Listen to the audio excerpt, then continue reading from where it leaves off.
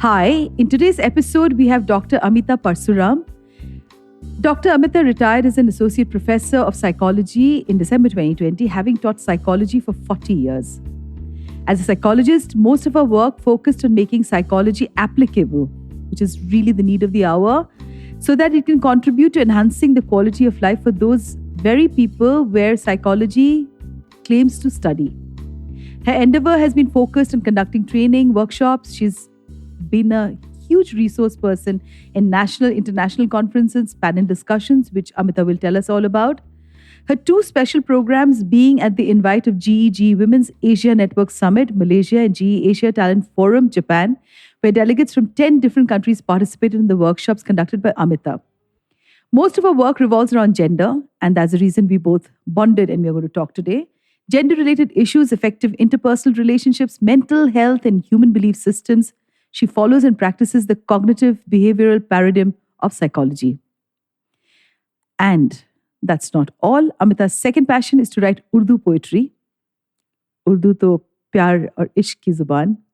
Her poetry reflects a spread of all the concerns mentioned above, albeit in a different language and style. In 2019, she started speaking on public platforms against what's called Khawateen ka Mushaira, women's mushaira, in favor of combined mushaira with men and women sharing the same platform on grounds of good poetry only. At present, she's working on a book which compiles the powerful contributions by women poets in the last 150 plus years. Relevant to our present interaction, Ameeta has submitted her research-based book content on female anger for publication. Welcome, Ameeta, in today's episode, and we will talk today about female anger. This is the most ostracized part for a woman, that she's not supposed to be angry. She's supposed to be all the time gentle, all the time in control. When a woman is angry, she's always treated as somebody who's really lost her mind, or she's aggressive. And most women tend to all the time stop their anger, and they stop themselves from expressing their anger. So tell me more about it. Well, first of all, thank you so much for inviting me to this very, very, very powerful platform of yours, because it has a voice of its own. And I really congratulate you for that. And I'm feeling very happy connecting with you on a theme which is very, very close to my heart. And in fact, I can share right at the onset that it started with my own journey, denial that I had to face throughout my life about my quote unquote being angry about things which were unfair, unjust, etc. So I think, it's very important that we all have kind of the same view about what anger is. I don't know why people make it out to be a bad emotion, a negative emotion, because the first thing I want to say is that emotion has a role to play in our lives. And likewise for anger is speaking to us about something, and we need to hear that. The problem is that anger men are allowed to speak with, but women are not, by the cultural instructions that we get right from the moment a girl is born. So I think when we have to understand anger, my bottom line about it would be, it's speaking to us about unfairness, injustices, violations of our rights, etc. And it kind of tells us that, look, you need to wake up. Anger tells us you need to wake up about something that's not right. And I think men and women both have the right to listen to what anger is saying. But having said that, I think you and I know, I don't think for centuries women have been allowed to acknowledge their anger, leave alone express it. So you're right in saying that most of the women, end up becoming scared of even acknowledging their anger, even looking at it that I'm angry. And they kind of try to understand this inside somewhere at the subconscious, unconscious levels, that something is not okay and I'm angry about it. This is a very powerful statement which very few women can speak. I am angry. And to say that unapologetically. For instance, even for men, I don't think the society is fair in that sense, though, of course, men have been the privileged among the two sexes. They are not supposed to be afraid or fearful. So, this theme, female anger, which kind of brought you and me together, Moa, I think is very, very close to my heart. And, in my long journey as a psychologist, I must have spoken to hundreds of women. Sometimes they were my students. And I realized through my journey by talking to them when they were in a very safe and a very secure environment that many of these women were compromising with their lives, never expressing anger, never expressing anger. And I was sometimes asking the question to myself, are they not angry about what they're sharing with me? Why am I not feeling anger in their voice? I would be angry if that's what I was going through. But of course, in therapy, we don't really tell them this, right?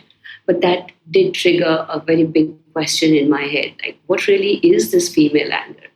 And when I'm looking at anger experienced by women, I'm looking at what makes them angry, what are the causes, what are the do's don'ts about?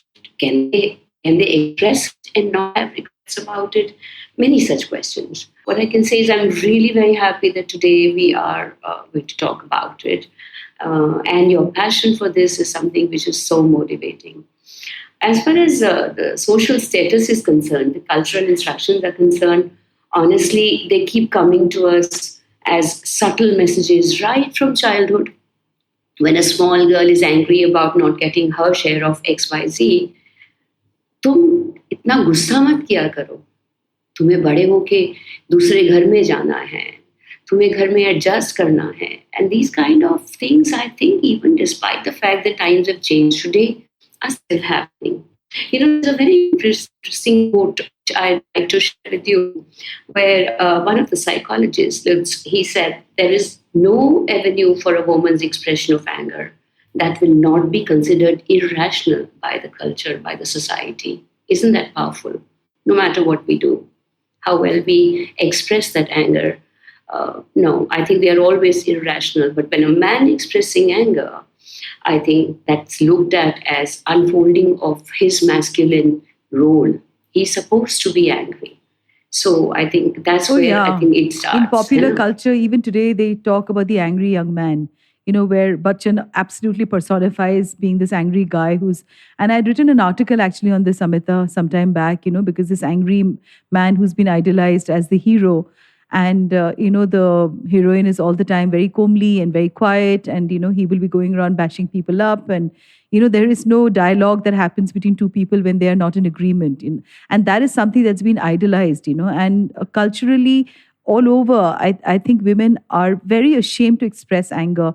And like you said, that you speak from your personal experience. For me, my entire writing journey also began from that whole space where, I was done being a mom and not done being a mom, but I'd done all the work that was needed, having been a wife, and eventually, finally, I was just left with such a void in my life where I didn't know that if I were to express the fact that, I was relegated to just buying the vegetables outside, and there also you're constantly being questioned, for how what value you add to the entire home. And that anger also, I was supposed to, if I expressed, people said, oh, she's frustrated. And when they label you as being frustrated, they are obviously again stopping your voice. They're not allowing you to express something for which you feel shortchanged, something for which you feel anger, for something for which you feel that somebody has hurt you, something that you feel you deserve, but that didn't come along the way it should have come. And yes, so for me, anger also, like this podcast to me, Amita, I can't begin to tell you how much it is heartfelt. And I want to thank you for reaching out to me because, often as creative people, we invariably keep questioning our entire worth in this entire journey. But when I have women like you who reach out to me, my resolve for doing this gets stronger and stronger. And yes, and I need to thank you, while we are sitting and talking to each other, that you probably don't know what kind of a boost you've given to me on days when I feel completely angry for having given up work, for having given up so many things in life, and and being in a situation where because financial independence also is so important for women. Absolutely. And yes, and so I mean the topic is like is so vast that Amita, you and me can go on and on. But tell me some of the I think I would anecdotes. like to thank you, Mo, because honestly, I think I reached out to you because you are there and you're doing something worthwhile. And it's your honesty and your very forthright approach to bringing things which most of the people otherwise, go hush hush about. So actually, it was your work which attracted me.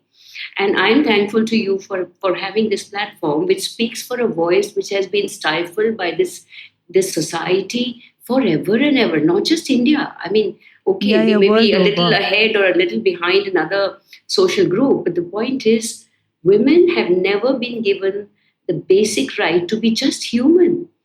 Feelings are for every one of us. Why should I Absolutely. be ashamed of being angry? I remember my whole childhood, everyone used to call me, ye badi gusse wali hai, except for my father. It's my father who, in my very vulnerable time, when a child doesn't know what she has to do herself, you need to have certain validation. I must say that I am lucky that I had validation from him, and he understood me and explained to me that your anger is justified. And then he, of course, his way of bringing me up kind of showed that, and that's what made the way for it. You see, people make them express anger angrily, and that is what they are aiming at, because when a woman expresses anger angrily, she's giving to them the pleasure, them meaning people in the society who are patriarchal minded. So anger is not bad. I would simply request women who are listening to us today, please accept your anger as something which is speaking to you about the wrongs that have been done with you. Acknowledge what it is about, what has caused this anger. Unless we connect with the reason behind that anger, it can't go any further. But after that, express anger in a way where two things happen simultaneously. When you, that way is remaining grounded, not being in the grip of anger, rather you know exactly how much of anger you need to express in that moment. So I may talk to, for example, if my partner has been rude to me, and at that time I can scream and say aggressively, how dare you talk to me, how dare you abuse me. Now that's going to fall flat, because it's really not going to be taken. It will lead to escalation, and that's mainly the reason why I say don't do it, because you're going to lose the very idea, the thought, the pain that you want to convey to the other. But if I say it with a whole lot of firmness in my voice, I'm not asking for sweet talk, okay? With firmness in your voice, that I am not open to this way of talking to me. I am not open to accepting any of these abuses that you give. You see, setting that boundary in a firm voice. So she says women go from anger to tears very often, because when they are angry, people are not willing to even acknowledge that there is any rationality in why they are angry. You're talking nonsenses they hear You can often. say that again, Amita. Dr. Amita, please repeat that line again. Okay. That, The yes. anger to tears one? Yes, the anger to tears one. That's actually a very powerful and very much present in a very large number of women. Oh, Suppose yes. something has gone wrong, okay? And she's angry about it, consciously or unconsciously. Now, in the unconscious acceptance of anger, it may come out in a different way. But when it comes out, they are angry.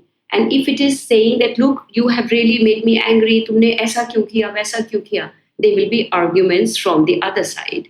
Mostly, I'm talking about heterosexual relationship here. So the man would say that, तुम्हें यूं ही दिखता रहता है, मैंने कुछ नहीं किया है. You see, speaking loudly and being abusive is granted to a man. तो उसको कुछ उसमें गलत नजर ही नहीं आता है. Okay? तो वो जब नजर नहीं आता है, then he'll argue to defeat her argument. And ये identity रिश्तों से बनती है. If you're a good daughter, then you're a good girl. If you're a good wife, then you're a good woman. You see, there's so much of conditionality that is imprinted on the psyche of most of the women. I'm talking my country right now, that they end up feeling very scared of continuing with this anger argument, because there is a threat there that this will end.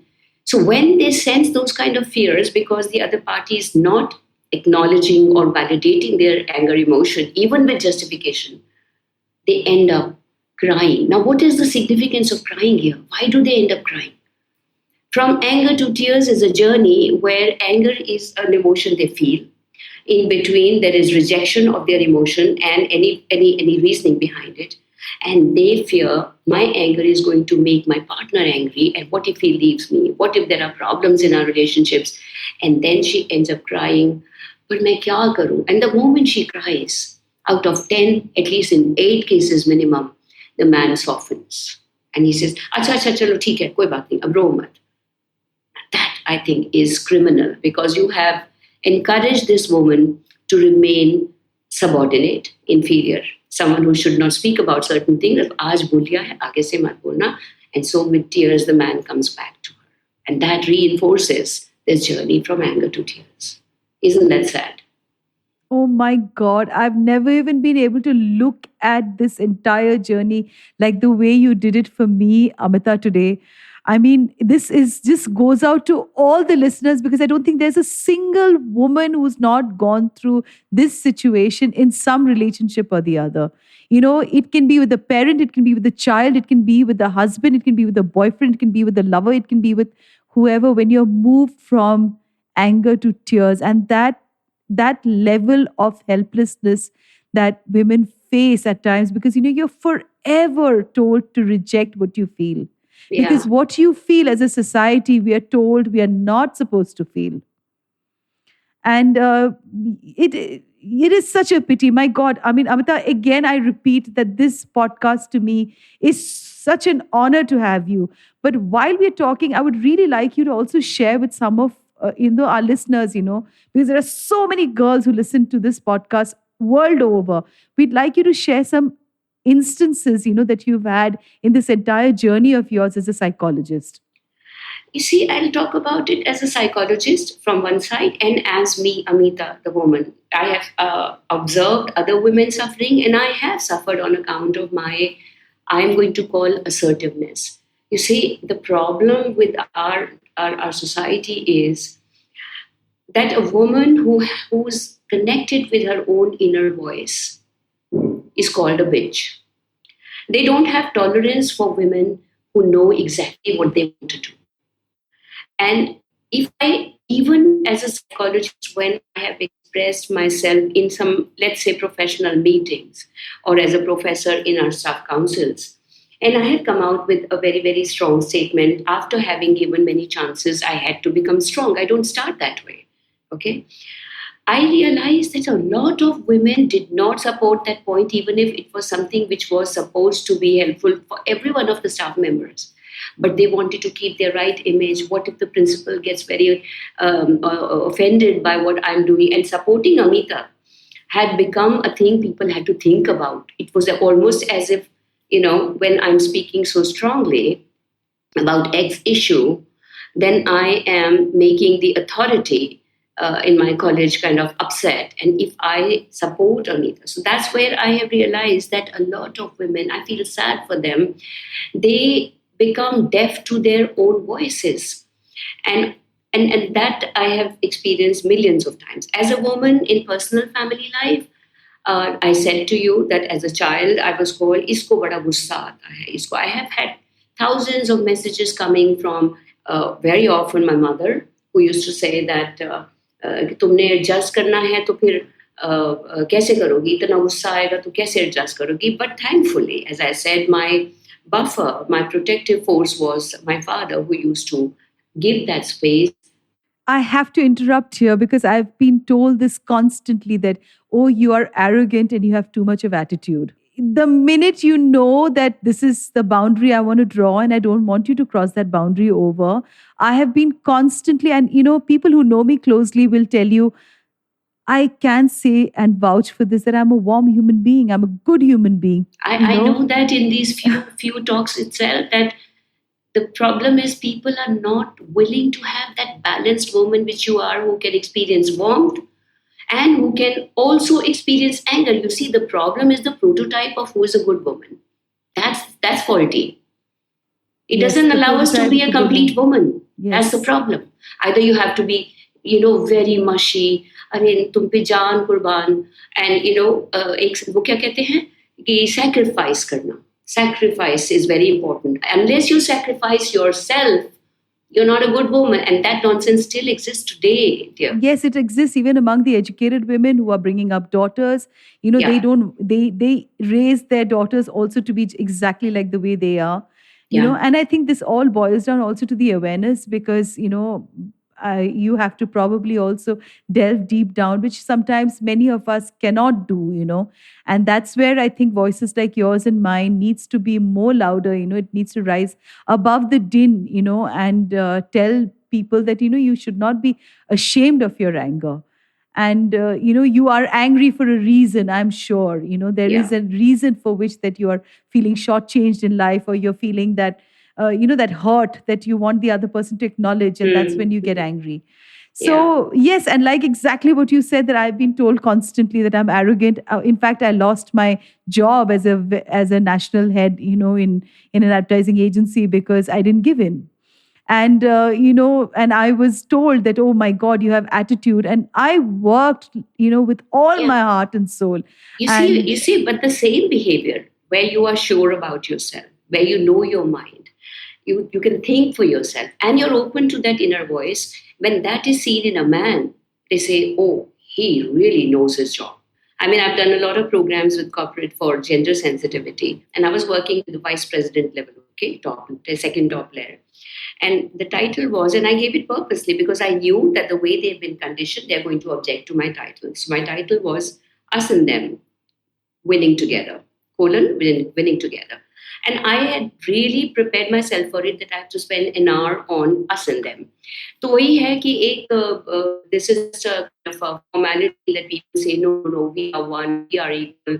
It should not be us and them. But you see, the truth is, so that's where one of the participants said, but Amita, we don't really think that the title is right for your program, us and them. There is no difference between us. We are all the same. I said that is where we're going to have a discussion for as long as we don't understand why us and them. You see, unless you recognize that men and women are different in many ways and that differences don't need to be hierarchical, and that it brings richness to different ways of looking at life, you will never be able to encash what women bring to the forum.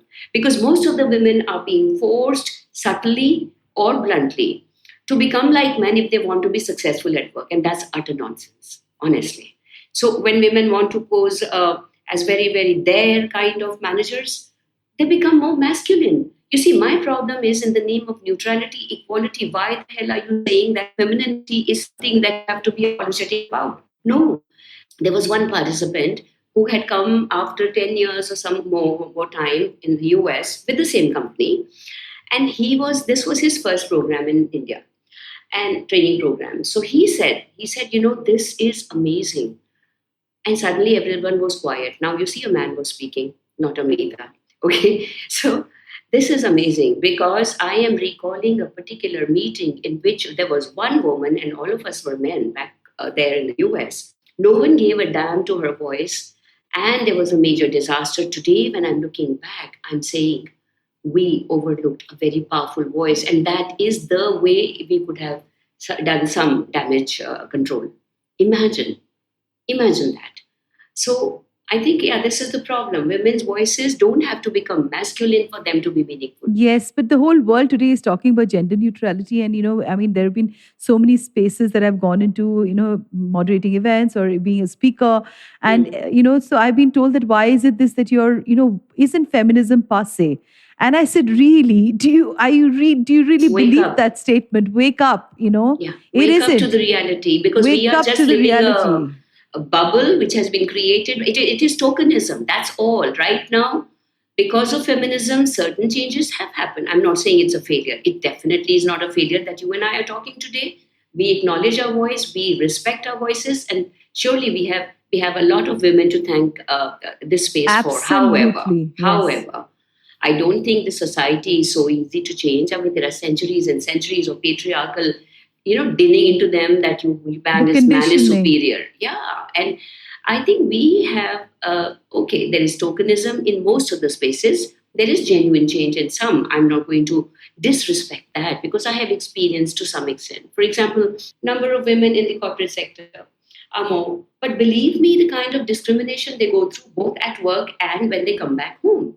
And very often I say one thing, Mohua, that people say a lot has changed, women's role have changed, gender roles have changed, and I tell them, but she goes back and she's expected to do the sabzi bhaji alone. Absolutely, yes. You can say that again and again. She's made to look like the superpower, Ma Durga that they've been acknowledging. And she's supposed to have these 10 hands. And, in one hand is the bottle, in the other hand is a cell phone, in the other hand is the laptop, and in the other hand, Yeah. is a ladle. And I just think that this is such a smart way to, again, make her feel inadequate if she cannot do all of that, because it's humanly impossible for a woman to be able to do all of that and still look pretty and still be perfect, Yeah. like how the images are portrayed, in magazines and in newspapers. So, And oh it's my such God, crap. it It's is absolute absolute crap. sheer crap. I agree with you fully on this. So you Yes. see, what happens is when a woman is pressed against the wall, you see, survival, in fact, is much, much stronger than any cultural kind of nonsense. So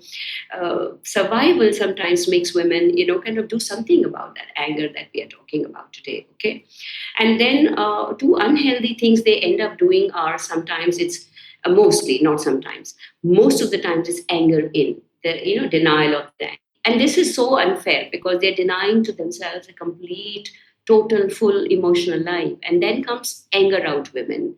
And you and I, while we are not angry unnecessarily, I express my anger when I have to. If you've done something wrong with me, I am going to speak. You have no idea, Maua, how many people in how many different situations have tried to kill my voice, and how long, a journey it has been that I've been there and I've not seen much of a change in even today. I mean, a woman who speaks, and imagine हमारी शायरी की दुनिया में तो, oh God, I mean, if you can speak for women, this Khawateen ka mushaira that I have mentioned in our conversation, I am against Khawateen ka Mushaira because I think it's just sheer objectification. They don't show respect. Most of the Khawateen ka Mushaira are low in their way, the way they are organized, the kind of audience that comes. I tell them. And a very, very, एक बहुत बड़ा इदारा है जहाँ मैंने ये कहा कि why can't you just have a mushaira? And do you ever call? Most of the mushairas have men only, mostly. देख लेंगे हम औरतें हैं. Why do you have to publicly say that? This is considered to be an angry Amita. But yes, I'm angry about the way you're objectifying women. And, a very renowned poet in Pakistan, Naik Kishwar, she told me in this interview, and I'll send you a link of that interview in the Hindu that I gave. She said, हमारे यहाँ तो मुशायरे जब खवातीन के होते हैं तो होते ही इसीलिए है कि आके औरतों को देख लो. I mean, what are we doing? So when I speak against it, this practice of Khawateen ka Mushaira, people, male poets particularly, they shudder. How can a woman have such a strong voice? So you see, the problem is in every domain. Education, I come from education. Believe me, I've seen the way there are mostly male professors in some particular subject areas, okay? And the difficulties they create for women in the department if they happen to be professors who are their supervisors and the girl has to compromise with a lot. We've read many cases. It's everywhere, unfortunately. So I think the basic thing needs to change. This upbringing, parenting needs to be very conscious. Very often, women, because they've not gone through good times, may end up, a lot of women who are passive, for example, they don't have strength to speak up. I want them to learn to value their voice and speak up, but they turn against those very women like you and me who are talking about it. So I think there's a very, very deep level work that's required, Mahua. We have a long way to go. Yes, Miles we to have go. a very, very long way to go. There are miles to go. And you've touched upon a subject that I think so many women will relate to. And thank you so much, Amita, for being on today's podcast. And, I look forward to having a lot more conversation with you because you can bring into light the work that you've done and, speak about all of this. But before I end, I will talk about a little bit about anger. Anger is like a flash of the fire that sparks in your brain when you feel you've been shortchanged. Anger is rooted in the brain's reward circuit, We are constantly, often subconsciously weighing up what we expect to happen in any situation.